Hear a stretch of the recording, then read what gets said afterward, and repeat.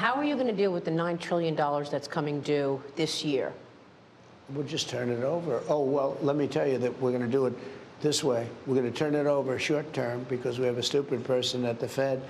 If he would lower the rates, but I don't want to have to pay for 10 years debt at a higher rate. And then we're going to get somebody into the Fed who's going to be able to lower the rates. We should be at 1% or 2%. And that's President Trump with me in my exclusive interview last week on the $9 trillion of debt that rolls over this year. I am talking this morning with the Treasury Secretary Scott Bessent. And Secretary, I want to get your thoughts on that in terms of this $9 trillion in debt that is coming due this year. Not to mention the debt and deficits that many lawmakers have mentioned in the big, beautiful bill. What are the plans for the $9 trillion? Maria, we've seen a great demand from both domestic and overseas investors for U.S. debt.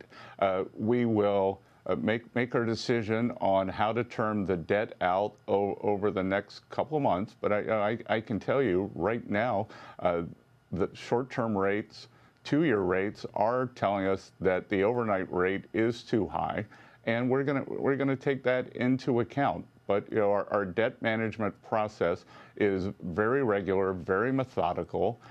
But we are going to take these contingencies into account.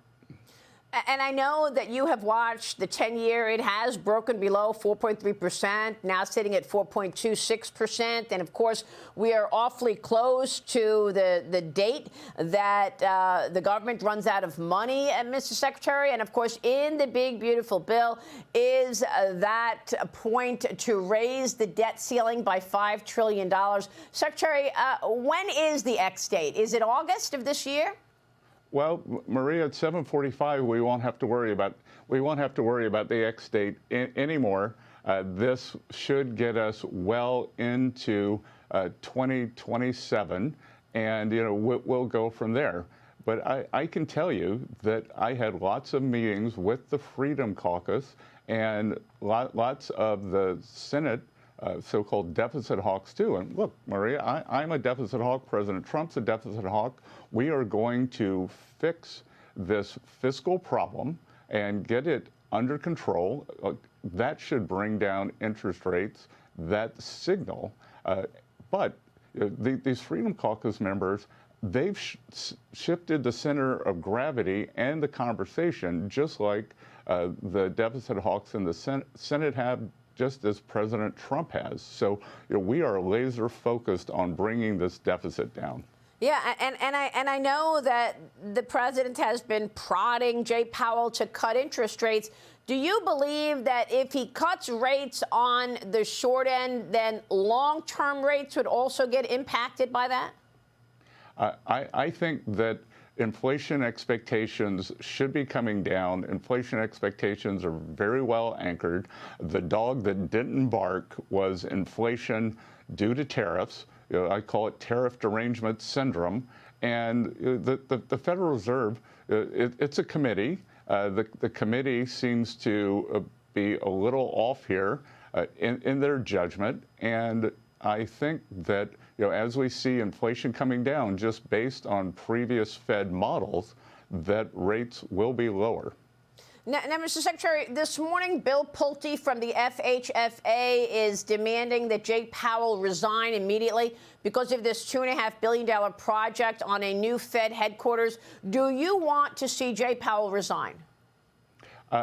Look, I think that we have been trying to get waste, fraud, and abuse out of the system. So that is it healthy for the Fed to get their spending under control just like everybody else in this time of belt tightening and right sizing the federal government? Sure.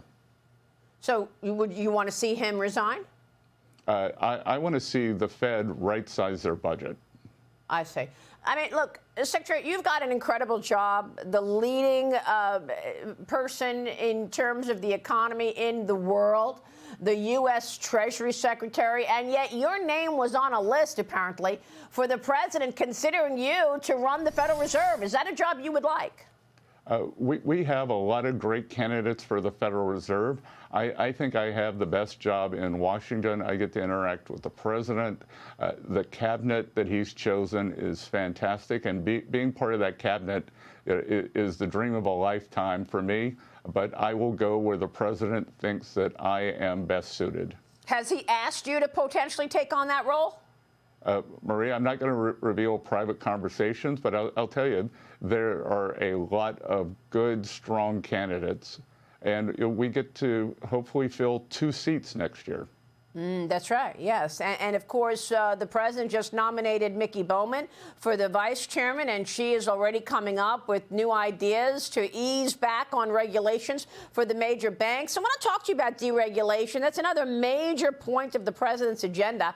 And a lot of people talk about what this big, beautiful bill is going to yield in terms of growth, but they're not focused on the growth that may end up coming up and end up helping to pay for it. What's your take on deregulation and what that will mean for economic growth in the second half of the year and 2026? So, Maria, as I said earlier, the 3 legs to the stool, trade, taxes, and deregulation. Trade and taxes have been out front because those are negotiations or legislative maneuvers. The deregulation is very important, and in President Trump's first term, the reason we got the substantial non-inflationary growth was because we opened up the supply side via deregulation. And as you just said, on the financial side, the Vice Chair Bowman at the Fed, in charge of the financial regulation, is smartly and safely working on ways to unleash the regulated banking system, including small banks, which are in danger of being wiped out. And I think for Main Street to do well, we need for small banks to do well. So we are focused on that. We are focused on permitting.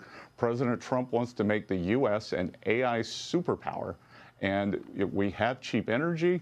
We have the tech know-how more than any other country in the world, but we haven't been able to get those permitted. So we are determined, permitting, deregulation, and that will bring costs down for American families. So do you think the permitting comes out of the big, beautiful bill? Will we see the permitting actually codified? A lot of the permitting is either via executive orders or it's via the departments. So President Trump has been laser focused on this. As a builder himself, he understands the process and is very good at expediting these things. So, if we are going to be an energy superpower, if we are going to achieve AI dominance, if we are going to build pipelines, then this permitting crisis has to be solved. If we are going to get more lending back into the regulated banking system, then we need to fix this overregulation that came out of the GFC in the financial services industry. And what would be an appropriate growth level that we should expect for the second half or for 2026? Yeah, economic growth. I think we could see growth in excess of 3%. We've got this great AI productivity boom. We couple that with the deregulation, these trade deals. We've got money coming in from overseas in terms of foreign direct investment in the trillions. Once the bill passes at 7:45 today, business will have great certainty, as we talked earlier, about the full expensing. So I would expect in the third, fourth quarter, you are going to see factory announcements like we haven't seen. Okay. That until this bill was passed, American businesses could not be 100% sure that if they broke ground, they would get the full expensing. Yeah. This morning, they will have that certainty, and I think we could see a real acceleration from here. And I know that you've also got the crypto legislation expected, that the president will sign that next week. But, Secretary, Hakeem Jeffries is still talking. I don't know. I mean, is this a stall tactic? He's been talking for more than an hour. Of course it is. But again, what are they in favor of? We know what they're against. They're against Main Street. They're against energy dominance. They're against working Americans. They're for inflation. They're for more government spending. So let him tell us what he's in favor of. Yeah. Secretary, this has been an illuminating conversation, and we so appreciate your time this morning, sir. Thank you. Good to see you, Maria. It's an important And day. to you. Okay. Happy 4th of July, Secretary Scott Bessent.